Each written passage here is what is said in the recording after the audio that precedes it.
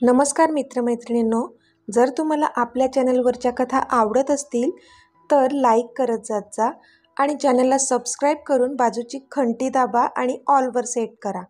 म्हणजे जेव्हा जेव्हा मी नवीन व्हिडिओ किंवा कोणतीही नवीन पोस्ट अपलोड करेन तेव्हा ती सगळ्यात आधी तुमच्यापर्यंत पोहोचेल. धन्यवाद. तर वळूया आपल्या कथेच्या पुढच्या भागाकडे. रॉनी, मला जानू इथून गेल्यापासून तिच्या आणि मानवबद्दल सगळी इन्फॉर्मेशन हवी आहे, राईट नाव. अमितने ऑर्डरच सोडली. बॉस, आय एम सॉरी, पण तुम्हाला न विचारता मी आधीच सगळी इन्फो काढली आहे आणि कधीपासून मी तीच इन्फॉर्मेशन तुम्हाला देण्याचा प्रयत्न करत होतो. रॉनी भीत भीतच बोलला. तसा अमित अवाक झाला. Okay great, coming to my room quick, Amit बोलला. त्याला कधी एकदा रॉनी येतो आणि ती इन्फो त्याला देतो असं झालेलं. आता पुढे. इथे जानू आणि आशू दोन्ही मुलांना घेऊन स्कूलमधून निघाल्या होत्या. नाही म्हणता बराच उशीर झाला होता. 9 वाजत आले होते.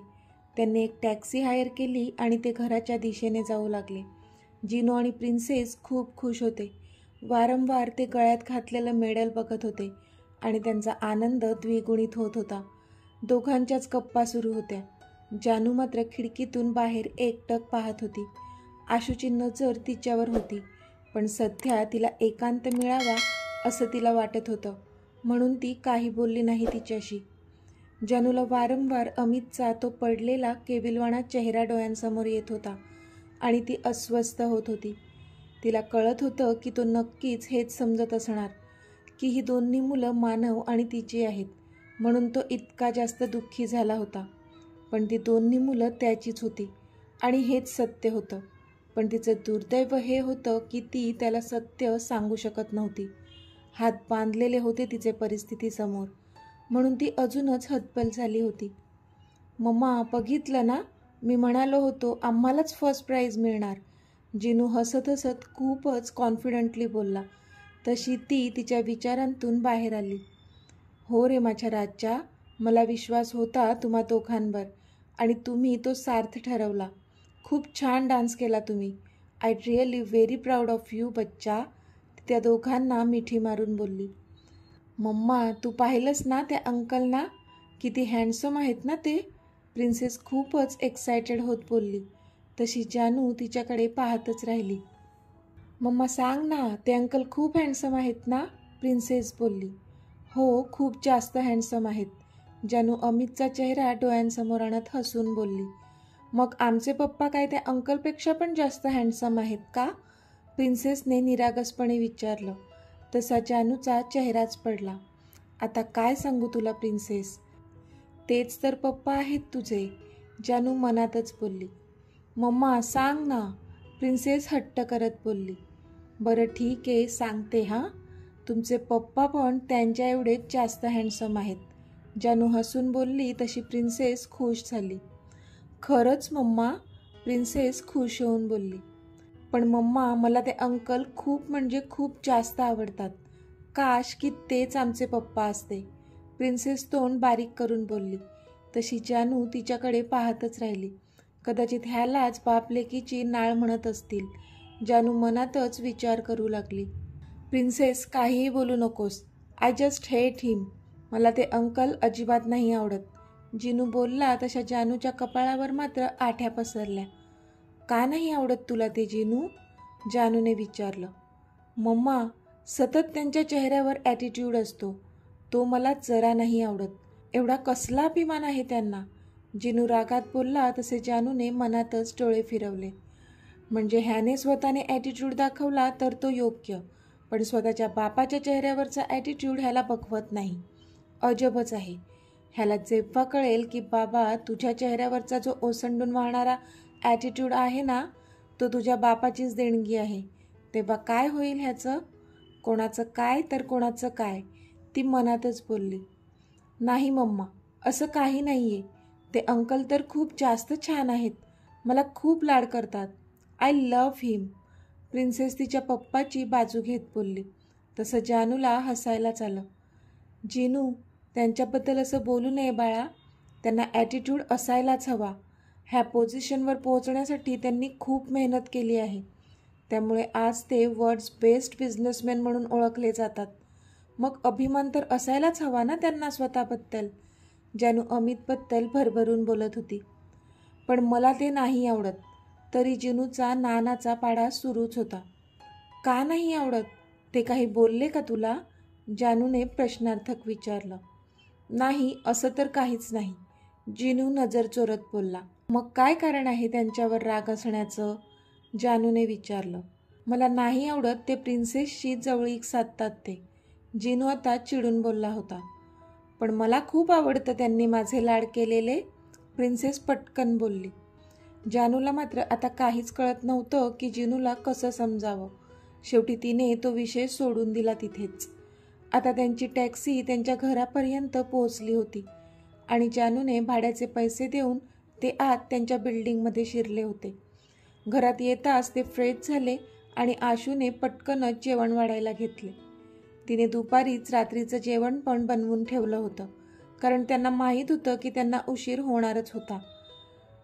आशूने जिनू आणि प्रिन्सेसची पानं वाढली. जानू, तू येतेस ना? आशूने विचारलं. आशू, सध्या मला भूक नाही आहे, प्लीज. मी नंतर खाईन, तुम्ही जेवून घ्या, जानू बोलली. अगं पण जानू, आशू बोलली. आशू प्लीज, जानू बोलली तशी मग आशू पण ओके बोलली. जानू तिच्या रूममध्ये आली आणि फ्रेश होऊन तशीच बेडवर आडवी झाली. पण काही केल्या आजचं चित्र तिच्या डोळ्यांसमोरून जात नव्हतंच आणि तिला त्याची काळजी वाटत होती. काय करू? कॉल करून बघू का एकदा? तिचं एक मन सांगत होतं. नको, आता सध्या तो जास्त डिस्टर्ब आहे, आता नको करू कॉल. तिचं दुसरं मन तिला बजावत होतं. शेवटी विचार करून करून थकली ती आणि आपण त्याला उद्या ऑफिसमध्ये भेटू असा विचार केला तिने आणि झोपण्याचा प्रयत्न करू लागली ती. अहो, जान्हवीच त्या 2 मुलांची आई आहे, रीमा खूपच भावूक होऊन रामना सांगत होत्या. त्यावर रामने मात्र एक दीर्घ सुस्कारा सोडला.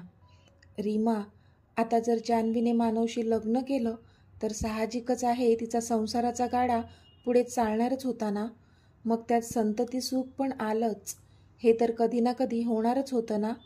आपण प्रॅक्टिकली विचार केला तर त्यात एवढं भावूक व्हायची काही गरज नाही आहे, असं मला वाटतं, राम बोलले. तुमचं सगळं बरोबर आहे, पण अमित, त्याचं काय? आत्ता कुठे तो सावरला होता आणि आता पुन्हा हे असं त्याच्या समोर आलंय. कसं वाटत असेल त्याला? त्याला बघितलं ना तुम्ही, कसा निघून आला तो त्या प्रोग्राममधून. पूर्णपणे तुटून गेला आहे तो. माझं बाळ, कधीपासून स्वतःला खोलीत बंद करून घेतलं आहे त्याने, रीमा डोळ्यात आसू आणून बोलल्या.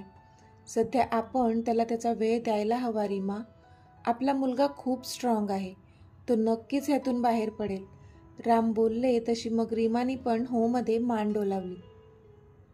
कुणाल, तुला काय वाटतंय? अमितला हे सगळं असं अचानक कळल्याने आपला काय फायदा? किंजलने विचारलं. किंजल, तुला कदाचित माहीत नाहीये, तो अमित राज्याध्यक्ष नुसता वेडा होता त्या जान्हवीच्या प्रेमात. त्यांच्या प्रेमाच्या खूप साऱ्या गाथा मी मॉम डॅडकडून ऐकल्या होत्या. मग तूच विचार कर, त्याला जीवापेक्षा जास्त प्रिय असणारी बायको आज दुसऱ्याच कोणाच्या मुलांची आई होऊन त्याच्या समोर उभी असेल तर त्याची काय हालत झाली असेल. आता हा अमित राज्याध्यक्ष पुरता बर्बाद होईल, नष्ट होईल तो, कारण हे एवढं मोठं दुःख तो पचवूच शकत नाही.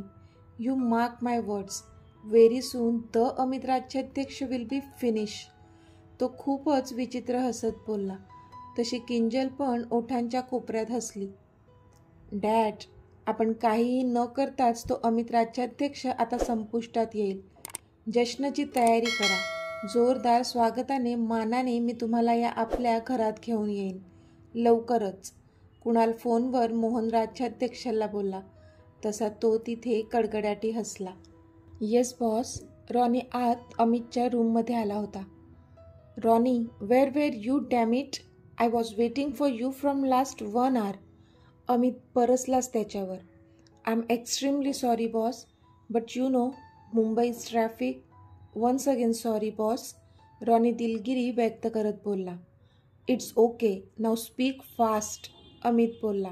तो इतका डिस्परेट झाला होता त्याचं ऐकण्यासाठी की स्वतःला त्याला भान नव्हतं स्वतःचंच. येस बॉस, असं म्हणून रॉनीने सांगायला सुरुवात केली. बॉस, पूजेच्या दिवशी मी जान्हवी मॅमना सोडायला त्यांच्या घरी गेलो होतो, पण मी संधी साधून त्यांच्या घरात एंट्री मिळवली. तेव्हा मला कळलं की जी 2 मुलं आपल्याला मॉलमध्ये भेटली होती ती दोन्ही मुलं आणि त्यांची आई पण त्याच घरात राहते.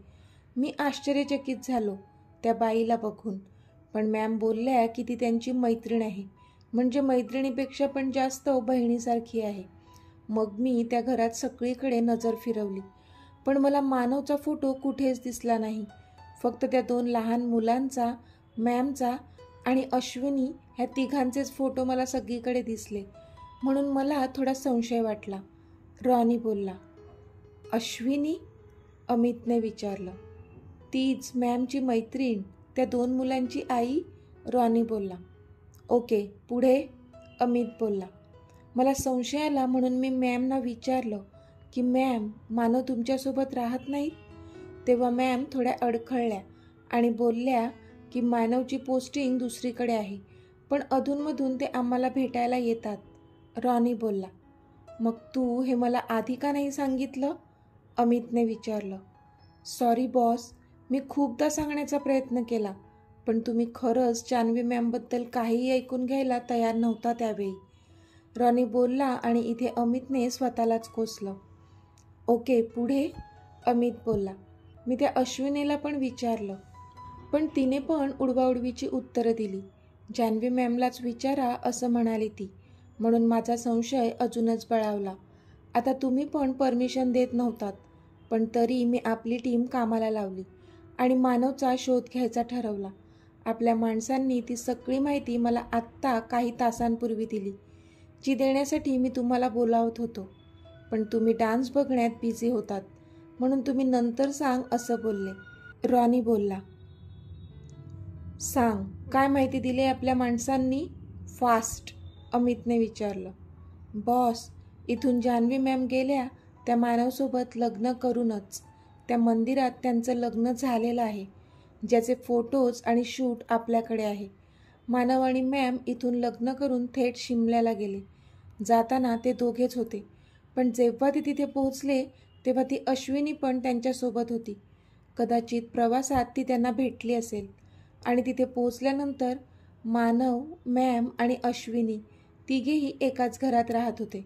काही महिन्यांनी मॅमनी जुळ्या मुलांना जन्म दिला आणि जी मुलं आपल्याला सांगितलं जात होतं की ती अश्विनीची मुलं आहेत, ती खरं तर मॅम आणि मानव दोघांची मुलं आहेत. रॉनी मान खाली घालून बोलला. तसं अमितने डोळे कच्च मिटून घेतले. बॉस, ती मॅमची मुलगी आहे ना प्रिन्सेस, तिला जन्मताच हृदयावर कसली तरी लाईन होती. ती ऑपरेशनने काढून टाकली गेली, पण त्यानंतर तिची इम्युनिटी पॉवर खूपच कमी झाली आणि ती आता वारंवार आजारी पडत असते. रॉनी बोलला तसं अमितच्या काळजात धस्स झालं. काहीतरी होतं तिच्याशी नातं, म्हणून आपल्याला तिची ओढ वाटते असं त्याला वाटत होतं. पण ही ओढ का ते त्याला आत्ता कळत होतं, कारण ती त्याच्या जानची मुलगी होती आणि म्हणून ती ओढ तिच्याप्रती आपल्याला जाणवत होती नेहमी, हे त्याला आत्ता लक्षात येत होतं. पण इतकं सगळं त्याचं डोकं विचार करत होतं, पण कुठेही त्याला एकदाही वाटलं नाही की ती दोन्ही मुलं त्याचीच असू शकतात. ही शक्यता एकदाही त्याच्या मनात आलीच नव्हती. त्यामुळे जेव्हा केव्हा त्याला त्याच्या मुलांचं सत्य कळणार होतं तेव्हा तो पूर्त हादरणार होता. त्याच्या आनंदाला पारावर राहणार नव्हता. बॉस, पण अजून एक महत्त्वाची गोष्ट आहे, रॉनी बोलला. स्पीक फास्ट, अमित बोलला. बॉस, मानव तिथे मॅम आणि अश्विनीसोबत फक्त 5 महिनेच होता असं तिथल्या रहिवाशांचं म्हणणं आहे. त्यानंतर तो त्यांना भेटायला कधीच आला नाही. आपल्या टीमने पण त्याचा खूप शोध घेतला, पण त्याचा कुठेच पत्ता नाही. पण मग मला एक कळत नाही, मॅम खोटं का बोलले असतील की मानव त्यांना भेटायला अधूनमधून येत असतो आणि ती मुलं त्यांची आणि मानवची असूनसुद्धा मॅमने ती मुलं अश्विनीची आहेत असं खोटं का बोलले असतील त्या? हे 2 प्रश्न मला पडलेत. 2 नाही, 3 प्रश्न, अमित शून्यात बघत बोलला. 3 प्रश्न? तिसरा प्रश्न कोणता बॉस? रॉनीने विचारलं. जर ती दोन्ही मुलं जानू आणि मानवची आहेत, मग तिने तिच्या मुलीचं नाव मीता का ठेवलं असेल? अमित बोलला. तसा रॉनी पण दचकला. व्हॉट? प्रिन्सेसचं खरं नाव मीता आहे? रॉनीने पण आश्चर्याने विचारलं. येस रॉनी, ती काहीही नाव ठेवू शकली असती तिच्या मुलीचं, मग मीताच का? अमितने विचारलं. तसा रॉनी पण आश्चर्यचकित झाला होता. It means ma'am still loves you boss. Ronnie बोलला तसा अमित ओठांच्या कोपऱ्यात हसला. Yes Ronnie, I also strongly feel that she still loves me. Amit बोलला. नाहीतर का ती तिच्या आणि मानवच्या मुलीचं नाव माझ्या नावावरून ठेवेल? तिने मानसी किंवा मग मानवी ठेवलं असतं, पण मीताच का? ह्याचा अर्थ कळतो ना तुला रॉनी? जानू स्टील लव्ज मी, तो बोलला. आणि जर तू म्हणत असशील की मानव त्या 5 महिन्यांनंतर तिला कधीच भेटला नाही, आणि जर हे 100% खरं असेल, तर मग ह्याचा एकच अर्थ असा होतो की मानवने तिचा फायदा घेऊन तिला ऐन प्रेग्नन्सीमध्ये वाऱ्यावर सोडून तो पळून गेला असेल. बास्टर्ड, तो फक्त मला सापडू दे. त्याची अवस्था अशी करेन ना मी की तो उभ्या आयुष्यात नाही विसरू शकणार. अमितच्या डोळ्यात आता राग उतरला होता. बॉस, मॅमचे मोबाईल कॉल्स पण चेक केले, पण ह्या इतक्या वर्षात इथल्या मुंबईच्या कोणत्याच नंबरवरून कोणताच कॉन्टॅक्ट झालेला नाही आहे. फक्त अंश, त्यांचा भाऊ आहे, त्याच्याशी त्यांचं बोलणं झालं होतं, ते पण फक्त 1-2 वेळा, बाकी कोणाशीच नाही. कदाचित त्यांनी सगळ्यांशी नातं तोडून टाकलं होतं, रॉनी बोलला. तसा अमितने एक सुस्कारा सोडला. अजून कोणी आहे का तिच्या आयुष्यात ह्या क्षणी? अमितने विचारलं. नो बॉस, फक्त ती अश्विनी आणि त्यांची मुलं सोडली तर बाकी कोणीच त्यांच्या आयुष्यात नाही आहेत, रॉनी बोलला. तशी अमितच्या चेहऱ्यावर एक स्माईल आली. रॉनी, जर मानव तिच्या आयुष्यातून निघून गेला आहे आणि सध्या तिच्या आयुष्यात जर कोणीच नसेल, तर तिला माझी बनण्यापासून कोणीच नाही रोखू शकत, स्वतः ती सुद्धा नाही. She was mine, she is mine, and she will be mine forever, Amit बोलला. त्याच्या चेहऱ्यावरचा आनंद ओसंडून वाहत होता. तर मित्रमैत्रिणींनो, आजचा भाग तुम्हाला कसा वाटला ते मला कमेंटमध्ये सांगा. आणि जर आवडला असेल तर व्हिडिओला लाईक करा, शेअर करा आणि चॅनलला सबस्क्राईब करून बाजूची घंटी नक्की दाबा. चला तर भेटूया आपल्या पुढच्या भागात. तोपर्यंत धन्यवाद.